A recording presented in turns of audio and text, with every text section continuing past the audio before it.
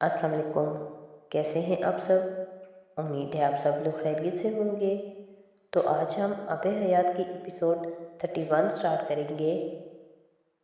वो तकरीबन 2 बजे कमरे में आया और उसका ख्याल था कि अमामा सो चुकी होगी, मगर वो अभी भी खिड़की के सामने बैठी हुई बाहर देख रही थी। उसके घर की लाइट्स अब ऑफ थीं। दरवाज़ा खुलने की आवाज़ पर उसने गर्दन मोड़कर सालार को देखा था। सो जाना चाहिए था तुम्हें अमामा, उससे नज़रें मिलने पर सालार ने कहा। वो खिड़कियों के सामने कुर्सी रखे, दोनों पांव ऊपर किए, घुटनों के गिर्द बाजू लपेटे बैठी थी। सो जाऊंगी, वहाँ सब सो चुके हैं। देखो, लाइट्स ऑफ हैं सब बेडरूम्स की। वो दोबारा गर्दन मोड़कर बाहर देखने लगी। सालार चंद लम्हे उसे देखता रहा, फिर वॉशरूम में चला गया। 10 मिनट बाद कपड़े तब्दील करके वो सोने के लिए बेड पर लेट गया। अम्मा, अब बस करो, इस तरह देखने से क्या होगा? बेड पर लेटे लेटे उसने अम्मा से कहा। मैंने कब कहा कि कुछ होगा? तुम सो जाओ। तुम वहाँ बैठी रहोगी तो मुझे भी नींद नहीं आएगी। लेकिन मैं यहीं बैठूंगी, उसने ज़िद्दी अंदाज में कहा। सालार को उसकी ज़िद ने कुछ हैरान किया।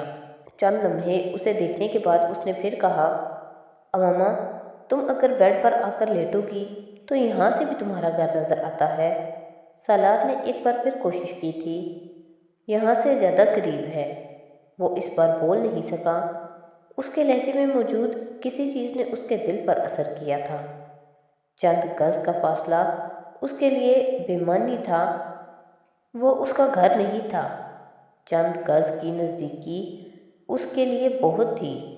वो 9 साल बाद उस घर को देख रही थी। हमारे घर के ऊपर वाले फ्लोर में एक कमरा है। उस कमरे की खिड़कियों से तुम्हारे घर का लॉन और पोर्च तक नजर आता है। वो लेटे लेटे छत को देखते हुए बड़बड़ाया। अमामा यकदम कुर्सी से उठकर उसके पास आ गई। कौन सा कमरा? मुझे दिखाओ। उसके बेड के करीब खड़े होकर उसने बेचैनी से पूछा। दिखा सकता हूँ, अगर तुम सो जाओ, फिर सुबह मैं तुम्हें वहाँ ले जाऊँगा, सालार ने आंखें खोलकर कहा। मैं खुद भी जा सकती हूँ। वो बेहद खफकी से सीधी हो गई। ऊपर वाला फ्लोर लॉक्ड है। अम्मा जाते जाते रुक गई। वो यकदम मायूस हुई थी। सालार, मुझे लेकर जाओ ऊपर। वो फिर उसका कंधा हिलाने लगी।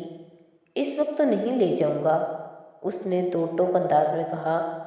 तुम्हें ज़रा सी मोहब्बत नहीं मुझसे? वो उसे जज्बाती दबाव में ले रही थी।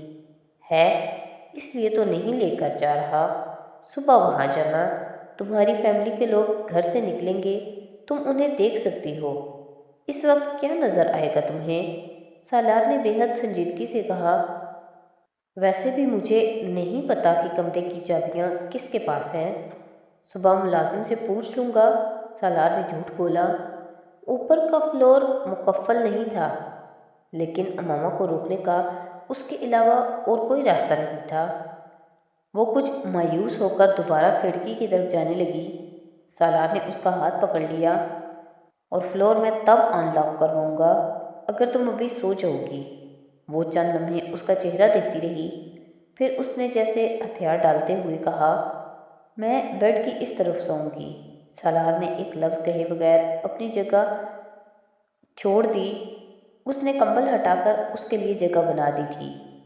और मैं लाइट्स भी ऑन रखूंगी। वो उसकी खाली की हुई जगह पर बैठते हुए बोली। वो अब क्राउन से टेक लगाते हुए, घुटने सिकुड़ते हुए बेड पर बैठी खिड़की को देखने लगी थी। मुझे रोशनी में नींद नहीं आएगी, सलार ने कंबल से उसके पाँव और टांगे ढांपते हुए कहा। तुम्हें तो रोशनी में ही नींद आती थी, वो कुछ जज्बज होकर बोली।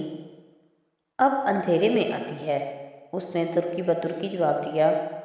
तो फिर मुझे रोशनी में ही नींद आती है, सालार ने अपनी मुस्कुराहट रोकी। तुम्हें एक अच्छी बीवी की तरह अपने शोहर की नींद का ज़्यादा ख्याल रखना चाहिए।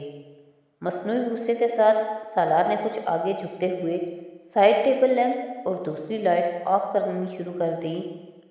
ماما خفگی سے بیٹھی رہی، لیکن اس نے سالار کو روکنے کی کوشش نہیں کی۔ کمرہ اب نیم تاریک تھا، لیکن بیرونی روشنیوں کی وجہ سے ماما کا گھر زیادہ نمایاں ہو گیا تھا۔ اس طرح دیکھنے سے کیا ہوگا؟ سالار اب کچھ جلا گیا تھا۔ ہو سکتا ہے کوئی پردے ہٹا کر کھڑکی میں کھڑا ہو۔ وہ خواہش نہیں تھی، آس تھی، اور وہ اس آس کو توڑ نہیں سکتا تھا۔ صبح گاؤں جانا ہے ہمیں۔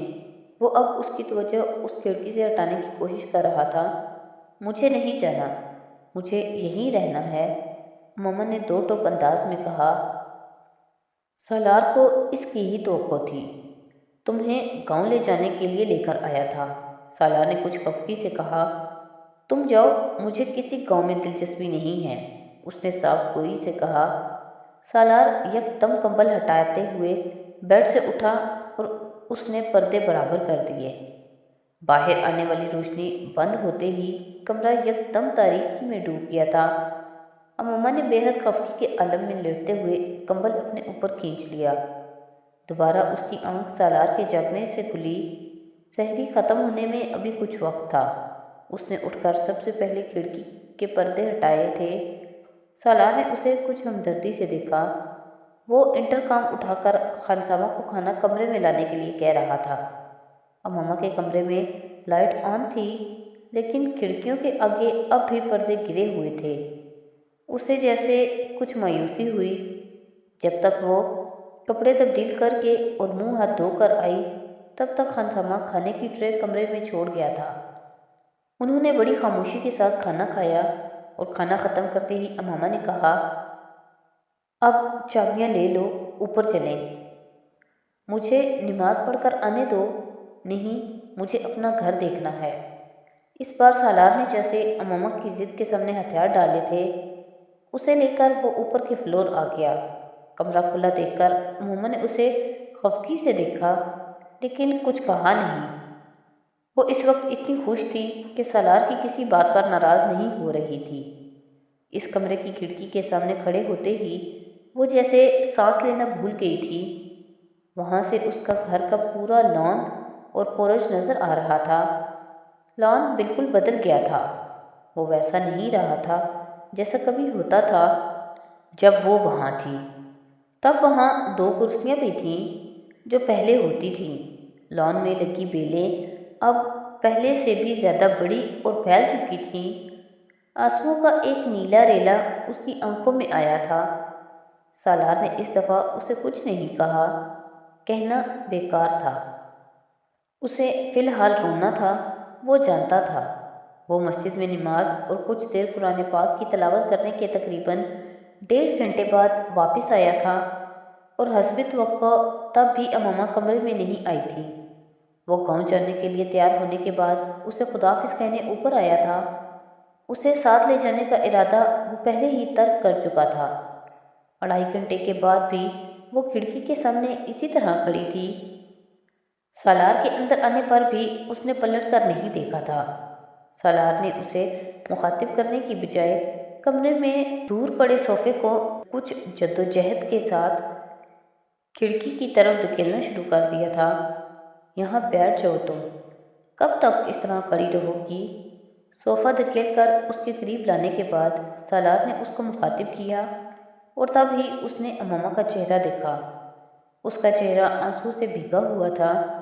اس کی آنکھیں اور ناک سرخ تھے۔ سالار نے گردن موڑ کر کھڑکی سے باہر دیکھا۔ وہاں ایک گاڑی میں کچھ بچے سوار ہو رہے تھے اور ایک عورت کو خداحافظ کہہ رہی تھی۔ رضوان کے بچے ہیں یہ، سالار نے گاڑی کو اسٹارٹ ہوتے دیکھ کر اماما سے کہا۔ اماما نے کچھ نہیں کہا۔ وہ پلکیں جھپکائے بغیر کانپتے ہونٹوں کے ساتھ بس انہیں دیکھ رہی تھی۔ سالار نے اس سے کچھ نہیں پوچھا۔ 9 سال لمبا عرصہ تھا۔ پتہ نہیں مزید ان میں سے کس کو وہ پہچان سکتی تھی اور کس کو نہیں، اور ان میں سے کس کو وہ پہلی بار دیکھ رہی تھی۔ وہ عورت اب اندر چلی گئی تھی۔ اس کے کندھوں پر ہلکا دباؤ ڈالتے ہوئے سالار نے اس سے کہا، बैठ जाओ। अमूमा ने सोफे पर बैठते हुए दुपट्टे के पल्लू से आंखें और नाक रगड़ने की कोशिश की। सिर्फ चंद लम्हों के लिए उसका चेहरा खुश्क हुआ था। बरसात फिर होने लगी थी। सालार पंजों के बल उसके सामने चंद लम्हों के लिए बैठा। उसने अमूमा के दोनों हाथ तसल्ली देने वाले अंदाज में अपने हाथों में लिए। उसके दोनों हाथ बेहद सर्द थे। वो उसके हाथ छोड़कर उठ खड़ा हुआ। कमरे की सर्दी को उसने पहली बार महसूस किया था। हीटर ऑन करने के बाद उसने कमरे की अलमारी में कोई कंबल ढूंढने की कोशिश की और एक कंबल उसे नज़र आ ही गया। मैं गांव के लिए निकल रहा हूँ, शाम तक वापस आऊँगा। 10-11 बजे के करीब पापा और मम्मी उठ जाएंगे, तब तुम नीचे आ जाना। उसकी टांगों पर कंबल डालते हुए उसने अमूमा से कहा। वो अब भी इसी तरह दुपट्टे से आंखें और नाक रगड़ रही थी, लेकिन उसकी नज़रें अब भी खिड़की से बाहर थीं। सालार और ये कमरा जैसे उसके लिए अहम नहीं रहा था। वो उससे क्या कह रहा था उसने नहीं सुना था, और सालार ये जानता था। वो उसे खुदाफिज कहते हुए चला गया। वो अगले 4 घंटे इसी तरह सोफे पर जमी बैठी रही। इस दिन उसने 9 साल के बाद बारी बारी अपने तीनों भाइयों को भी घर से जाते देखा था। वो वहाँ बैठी उन्हें देखती हिचकियों से रोती रही थी। वहाँ बैठे हुए उसे लग रहा था कि उसने यहाँ आकर गलती की है। उसे नहीं आना चाहिए था। इतने साल से सब्र के जो बंध वो बांधती चली आ रही थी, अब वो बंध बांधना मुश्किल हो रहा था। वो पहले इस्लामाबाद आना नहीं चाहती थी और अब यहाँ से जाना नहीं चाहती थी। ऐसा भी तो हो सकता था कि वो इसी तरह चोरी छुपे इस घर में रहती, इस तरह रोज़ अपने घर वालों को देखती रहती। उसके लिए तो ये भी बहुत था। वो अहमकाना सोच थी, लेकिन वो सोच रही थी। वो हर बात सोच रही थी जिससे वो यहाँ अपने माँ बाप के घर के पास रह सकती थी। सालार ने गांव पहुंचने के चंद घंटों के बाद सिकंदर को फ़ोन किया।